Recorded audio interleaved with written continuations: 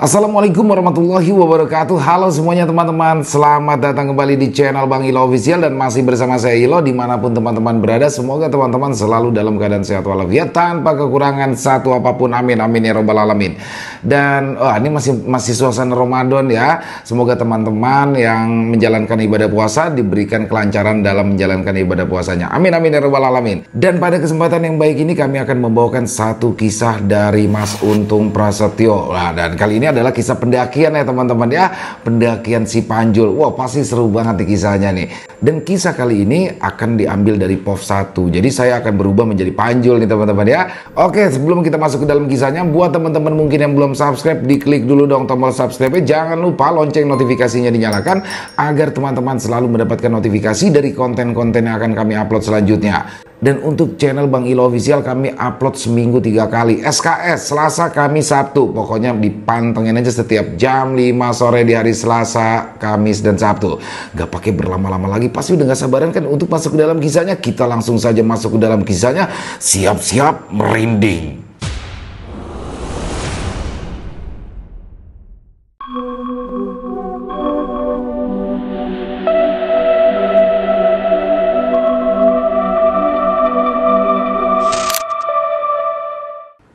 Setelah mengalami kejadian mistis di Gunung Lawu, Kasur kembali mengajakku untuk mendaki ke sebuah gunung yang dekat dengan rumah salah satu saudaranya. Kasur yang memiliki saudara di kaki Gunung Arjuna lalu meminta izin kepada orang tuanya untuk liburan ke Malang. Lagi-lagi, Kasur di sini tidak meminta izin kepada kedua orang tuanya jika tujuan dia yang sebenarnya adalah mendaki Gunung Arjuna.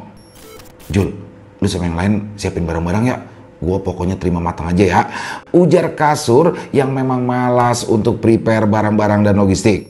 Siap, yang penting dananya ada, bakal beli logistik, jawabku yang memang sedang menghubungi Napi dan juga Bujek saat itu. Tenang aja Jul, kita gak bakal kelaparan pokoknya.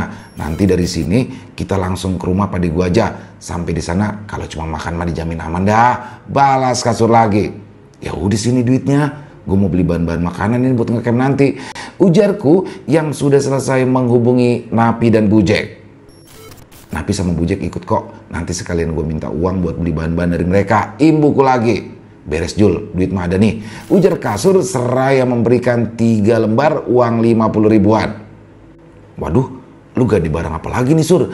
Celetukku yang ingat sewaktu mendaki Gunung Lawu, Kasur kala itu harus menggadaikan PS3 miliknya untuk tambahan ongkos. Sialan, duit adem ini nih. Gue habis bantu-bantu abang gue pindah rumah. Kapok gue gede barang-barang lagi, jawab Kasur. Sampailah kami pada hari keberangkatan yang sudah disepakati. Jadi aku, Kasur, Napi, dan Bujek yang sama-sama belum pernah muncak ke Gunung Arjuna sangat bersemangat sekali waktu itu, karena dalam pendakian ini masalah ongkos maupun logistik terbilang sangat aman. Setelah menempuh perjalanan dengan menggunakan bus malam, kami pun akhirnya sampai di rumah padenya Kasur yang bernama Pade Bandi. Beliau adalah seorang yang sudah sangat dikenal di kalangan base camp Purwosari, Pade Bandi, yang sepertinya setengah hati dalam memberikan izin kepada kami untuk mendaki Gunung Arjuna. Kala itu sempat memarahi Kasur, yang mana Kasur di sini tidak meminta izin kepada kedua orang tuanya. Pada awalnya, aku juga ragu untuk lanjut karena berkaca dari pengalaman yang sudah-sudah pasti akan terjadi sesuatu di atas sana ketika di awal pendakian saja sudah ada kejanggalan. Harusnya kamu itu minta izin dulu sama bapak dan ibumu leh. Mendaki gunung itu jangan sembrono, ujar Pade Bandi yang merasa kurang suka dengan apa yang dilakukan Kasur ini. Kalau izin mendaki mah bapak sama ibu pasti ngelarang saya Pade, jawab Kasur dengan santai. Karena merasa tidak enak hati kepada kami, Pade Bandi pun pada akhirnya mengizinkan kami untuk mendaki di hari Rabu. Karena pada hari itu ada juga beberapa rombongan yang ingin muncak ke Gunung Arjuna. Cuaca cukup cerah di pagi itu, membuat kami semua sangat bersemangat dan tidak memiliki firasat akan terjadi hal-hal ganjil di atas sana. Kami pun akhirnya memulai perjalanan dari base camp Purwosari yang diantarkan langsung oleh Pade Bandi. Sekitar jam 10 pagi, kami pun sampai di pos 1 Ontobogo yang bertepatan dengan mendung gelap yang mulai menyelimuti perjalanan kami. Setelah kurang lebih 2 jam, kami pun akhirnya sampai di pos 2. Lalu beristirahatlah kami di sebuah warung yang ada di sana. Hujan deras membuat kami pun harus berlama-lama berada di pos 2. Setelah hujan deras itu berhenti, kami pun akhirnya melanjutkan kembali perjalanan menuju pos 3, yaitu pos Eyang Sakri. Perjalanan dari pos 2 ke pos 3 terbilang relatif singkat, membuat kami agak berlama-lama dulu di pos 3. Tapi di pos 3 inilah awal dari malapetaka yang akan kami alami ketika kasur dengan santainya berjalan menuju ke arah belakang petilasan yang berada di pos 3. Entah apa yang kasur lakukan pada saat itu. Tidak lama setelah itu, tiba-tiba saja hujan deras kembali turun. Langit pun berubah menjadi hitam, membuat kami segera berlindung di luar area petilasan. Di tengah hujan deras yang mengguyur, tiba-tiba saja kasur di sini mengeluh sakit di bagian perut yang dengan cepat menjalar ke bagian burung perkutut milik kasur. Aku, Napi, dan Bujek kebingungan, lalu segera membantu kasur yang terlihat merintih menahan rasa sakit di bagian kemaluannya. Entah apa yang dilakukan kasur. Setelah merintih kesakitan, kasur lalu berjalan ke tempat yang tadi ia datangi. Dan dengan cepat, kasur kembali lagi sambil menahan sakit dan wajahnya pun terlihat pucat. Lu kenapa sih coy? Kok barang lu jadi gede gitu dah? Tanya aku yang merasa bingung melihat kondisi kasur. Nggak kenapa-napa, aman. Jawab kasur tapi sambil menggigit bibir bagian bawah. Sekitar setengah jam berlalu, hujan pun akhirnya berhenti. Bersamaan dengan itu, rasa sakit yang tadi menyerang kasur pun menghilang dan kami pun langsung melanjutkan perjalanan untuk menuju pos 4. Setelah setengah jam berlalu dan mulai mendekati pesarian Sang Hyang Wenang, kasur kembali mengeluhkan rasa sakit di bagian anunya. Dan yang membuat kami sungguh terkejut adalah burung perkututnya si kasur itu tiba-tiba membesar tuh. Dan wajah kasur terlihat pucat. Waduh, burung emang besar guys. Bro, lu kenapa? Kok barang lu jadi tambah gede gitu sih? Tanya Bujek yang merasa curiga dengan apa yang sudah dilakukan kasur tadi. Gua tadi buang air kecil di tempat kita berhenti tadi, jawab kasur yang makin merintih kesakitan. Aduh, bego banget sih lu, ujarku memarahi kasur. Aduh, sumpah, gua nggak tahu Jul, gue pikir itu warung yang kayak di pos 2 tadi, jawab kasur membela diri. Emang hidung lu gak nyium bau dupa apa Sur? Dasar blow on lu, celetuk Bujek yang juga merasa kesal dengan apa yang sudah dilakukan kasur tadi. Yang namanya orang gak tahu Jack, jawab kasur dengan nada rendah. Yaudah, kita lanjut aja yuk. Imbu kasur yang membuat kami makin kebingungan. Lah, ini bocah ngapa sih? Celetuk Bujek yang mulai mengikuti kasur berjalan menuju pos 4. Kasur yang biasanya hanya mengekor di belakang kini mulai terlihat aneh dengan berjalan di bagian paling depan. Jadi aku, Napi, dan Bujek merasa biasa saja dengan apa yang terlihat pada kasur. Dan anehnya, tidak satu orang pun dari kami yang berpikir untuk turun dan berhenti melanjutkan pendakian ini. Padahal sakit yang dialami kasur tadi didapatnya secara instan sesaat setelah ia buang air kecil. Hujan kembali mengguyur kami. Di tengah perjalanan menuju pos keempat, kasur yang tadi sempat merasa kesakitan di bagian anunya terlihat berjalan dengan sangat cepat dan seolah tanpa lelah. Sampai di pos 4. Suasana kala itu masih terlihat sangat sepi.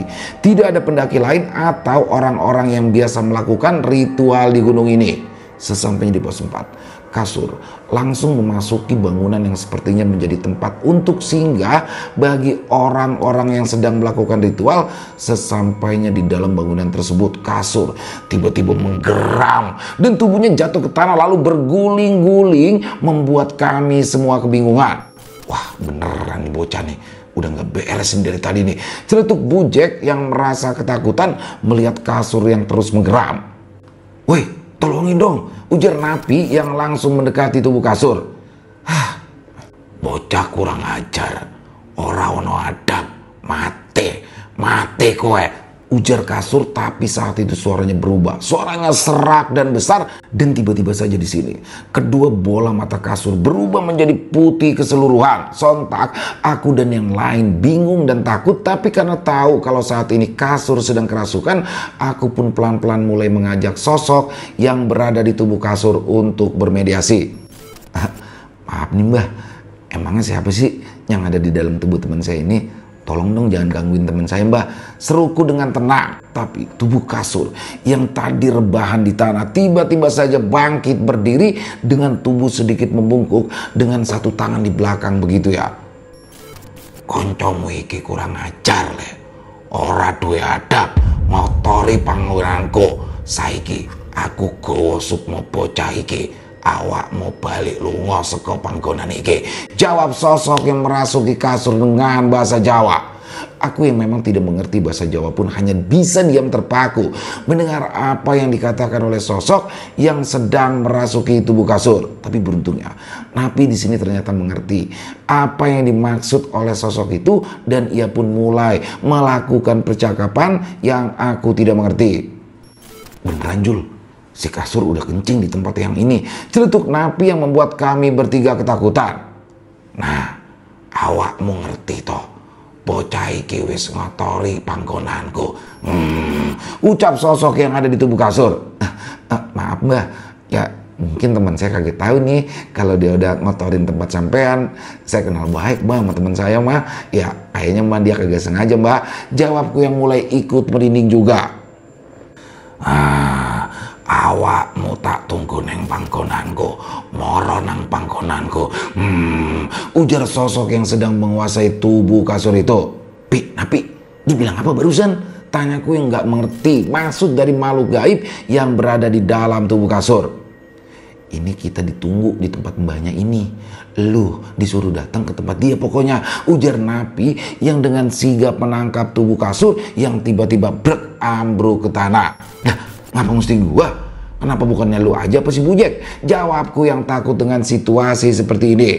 Walaupun sebelumnya aku juga pernah mengalami hal ganjil di Gunung Lawu, tapi di gunung ini rasanya lebih menakutkan. Langit yang gelap, gerimis yang terus turun, dan yang paling membuat mencekam adalah aura mistis dari gunung ini.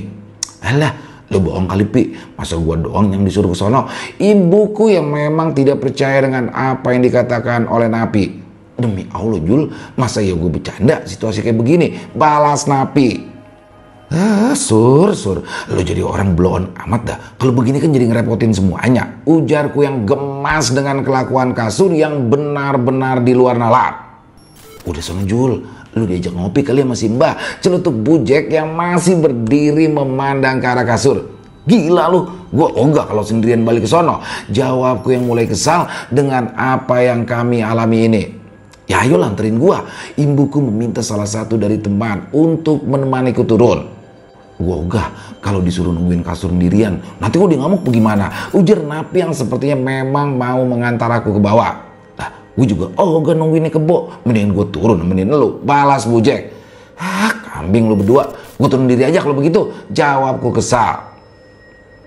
Sebelum aku turun, aku, Napi, dan Bujek memindahkan dulu tubuh tambun kasur itu ke sebuah tempat yang bentuknya seperti dipan dan tanpa babi bu lagi. Aku pun langsung pamit turun dan meminta Napi serta Bujek untuk menjaga kasur dengan baik. Pokoknya gua kagak mau denger kabar kalau sampai si kasur kabur, hilang atau mati. Lu berdua jaga yang bener nih King Kong, jangan sampai lepas pokoknya, ujarku memberikan pesan kepada kedua orang temanku itu. Dengan membaca bismillah dan dengan niat menolong kawanku itu, aku pun mulai berjalan turun. Aku tepis semua keraguan di hati dan ku tepi semua keraguan di hati dan benak dan terus berjalan walau rasa takut yang sangat luar biasa aku rasakan pada malam itu. Aku terus berjalan di gelap malam yang dingin, ditambah gerimis untuk menemui sosok makhluk gaib yang katanya sudah menungguku di pos 3. Sampai di petilasan Sang Hyang Wenang, aku merasa ada sosok yang sedang berdiri di jalur, dan sepertinya memang sosok itulah yang sedang menunggu. Sosok itu terlihat tersenyum dan melambaikan tangannya ke arahku. Tanpa rasa takut sedikit pun, aku berjalan ke arah sosok yang aku pikir adalah seseorang yang sedang melakukan ritual. Tapi ternyata aku salah. Ketika jarak kami semakin mendekat, aku pun kaget bukan kepalang ketika melihat sosok mbak-mbak dengan tubuh agak gemuk berdiri tanpa menginjakkan kakinya di tanah. Sosok orang tua itu mengambang, kakinya terlihat terbalik. Sosok itu lalu memanggilku dan mengajakku untuk berjalan mengikutinya. Suasana pun di sini berubah semakin hening ketika aku berjalan di belakang sosok kakek yang waktu itu namanya belum aku ketahui. Tempat yang tadinya dingin perlahan berubah menjadi hangat dan suasana terlihat terang seperti saat senja. Temanmu itu bodoh atau memang tidak mengerti oh? Lawang tempat itu disakralkan malah dikencengi. Dasar bocah goblok, ujar kakek-kakek yang badannya hampir sama dengan kasur Tambun. Teman saya emang goblok mbah, tapi dia itu baik, tapi lugu juga. Ya dia sering dibodoh-bodohin gitu dah sama teman-teman saya mbah. Jawabku yang kini mulai menikmati suasana hangat dan menenangkan. Kalau saja salah satu dari kalian memiliki niatan buruk, temanmu itu sudah aku jadikan penghuni tempat ini, ujar sosok itu lagi. Coba lihat di sana, itu Sukma temanmu sudah menjadi rebutan makhluk-makhluk gaib di sini, imbu sosok mbak-mbak itu sambil menunjuk ke arah kasur yang terlihat sedang dibuli oleh para lelembut Gunung Arjuna. Maafin teman saya ini mbah. Saya janji dah bakal nasehatinnya dan mengajarkannya sopan santun serta tata krama kepada teman saya itu, jawabku yang mulai bergidik ngeri melihat Sukma kasur dikeroyok makhluk-makhluk gaib di sana. Ya wes, kali ini kalian saya maafkan, tapi kalian harus membersihkan tempat yang sudah dikotori oleh teman kalian itu. Dan saya juga minta diadakan sedekah bumi untuk membersihkan tempat yang sudah dikotori temanmu itu, ujar sosok kakek yang terlihat sangat berwibawa itu. Baik mbah, saya bakal bersihin tempat yang udah dikotori sama teman saya itu dan akan meminta keluarganya untuk bikin sambetan mbah, jawabku yang masih merasa takut melihat Sukma kasur di sana. Sekarang makan dan minumlah dulu. Kamu saya anggap sebagai tamu di sini. Jangan takut untuk kembali lagi ke tempat ini. Saya akan menjagamu dan orang-orang baik yang bersamamu, ujar sosok kakek itu sambil menunjukkan makanan dan juga minuman yang tiba-tiba saja tersaji. Jangan takut makanan dan minuman itu bukanlah sesaji atau makanan jin seperti yang kau temui waktu di Gunung Lawu. Ini adalah makanan sungguhan dan tidak berakibat apa-apa untukmu, imbu sosok kakek itu lagi. Tanpa pikir panjang, aku langsung sikat habis ayam bakar yang sangat lezat dan juga nasi liwet yang rasanya enak sekali. Air putih di tempat itu juga terasa sangat nikmat, sejuk dan terasa dingin di tenggorokan. Makasih banyak ini mbah atas hidangannya. Sekarang saya boleh balik lagi kagak ke tempat teman saya berada, ujarku yang saat itu sudah merasa sangat kenyang. Bawa ini nanti basuhkan ke wajah temanmu itu dan ingat satu hal lagi, malam ini tetaplah berada di dalam bangunan itu. Jangan sampai ada yang keluar dari sana karena banyak makhluk gaib yang sudah mengincar kalian, balas kakek itu sambil memberikan aku wadah air yang terbuat dari bambu. Teruslah berjalan lurus ke depan, jangan sekali-kali menoleh ke arah belakang, imbu kakek itu yang langsung mempersilahkan aku untuk pergi. Sesuai petunjuk dari kakek tadi, aku pun berjalan terus ke arah depan tanpa berani menengok ke arah belakang ataupun ke kanan dan ke kiri. Tidak butuh waktu lama, tiba-tiba aku pun sudah berada di jalur pendakian untuk menuju pos keempat. Setelah berjalan sebentar, aku mulai mendengar suara Napi dan Bujek yang sepertinya sedang membuat makanan. Assalamualaikum, tanyaku sambil melihat tubuh kasur yang tertidur pulas. Assalamualaikum, salamku yang mulai masuk ke dalam bangunan tempat kawan-kawanku berada. Waalaikumsalam, jawab Napi dan Bujek bersamaan. Kasur bagaimana coy? Tanyaku sambil memandangi tubuh kasur yang terlihat sedang tertidur pulas. Ini orang tidur apa pingsan ya? Imbuku lagi. Tadi sekitar 1 jam yang lalu si kasur udah sadar Jul, tapi badannya menggigil, kedinginan, kayak orang kena hipo. Jawab Napi sambil terus asik memasak. Nah, abis menggigil dia ngoceh kagak jelas, bikin kita panik, takut. Ibu Bujek yang mendekati tubuh kasur. Nah lu bagaimana Jul? Udah ketemu sama sosok gaib yang minta lu turun tadi? Tanya Napi di sini. Alhamdulillah udah. Nih gue dikasih air nih, bakal ngobatin si kasur. Jawabku yang segera membasuh wajah kasur dengan air yang sengaja dibawa di wadah bambu tadi. Alhamdulillah, balas Napi dan Bujek serentak. Setelah aku membasuh tubuh kasur, dari arah luar bangunan terdengar suara-suara riuh yang sepertinya menuju ke arah kami. Aku pun langsung memberikan kode kepada kedua temanku untuk diam dan jangan sampai bersuara. Beberapa saat kemudian, angin kencang tiba-tiba saja datang dan berembus masuk menerpa kami yang berada di dalam bangunan itu. Belum hilang, angin yang bertiup dengan sangat kencang terdengar suara tawa dari sosok makhluk tak kasat mata. Suara menggema itu sungguh membuat nyali kami ciut dan terdiam di posisi kami masing-masing. Ketika angin kencang tadi mulai mereda dan suara tertawa dari makhluk-makhluk yang tidak ada wujudnya itu menghilang, tiba-tiba saja muncul 2 orang yang berdiri persis di depan bangunan.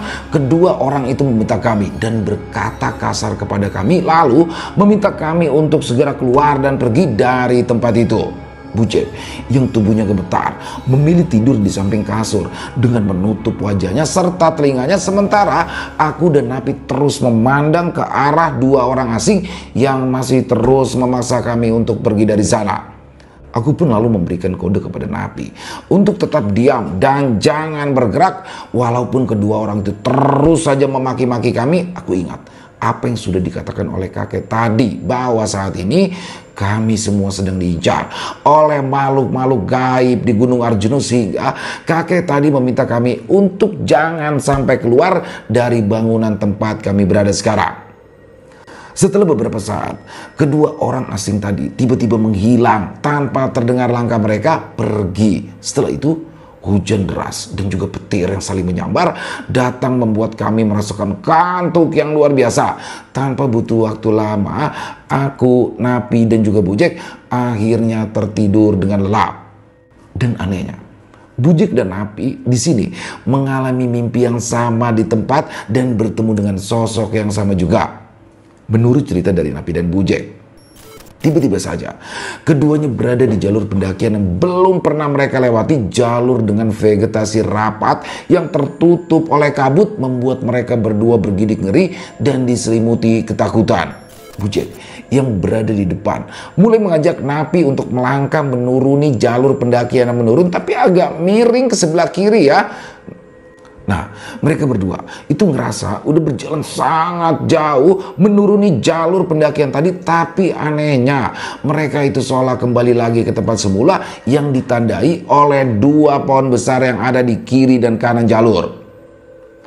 Napi yang punya inisiatif lain mencoba mengajak Bujek untuk berjalan ke arah sebaliknya, tapi Bujek kekeh untuk tidak berjalan ke arah 2 pohon besar yang sepertinya memiliki aura yang berbeda menurut Bujek. Terjadilah perdebatan sengit di antara keduanya yang hampir saja memisahkan kedua kawan itu. Napi pun akhirnya mengalah. Ia menuruti apa yang Bujek katakan.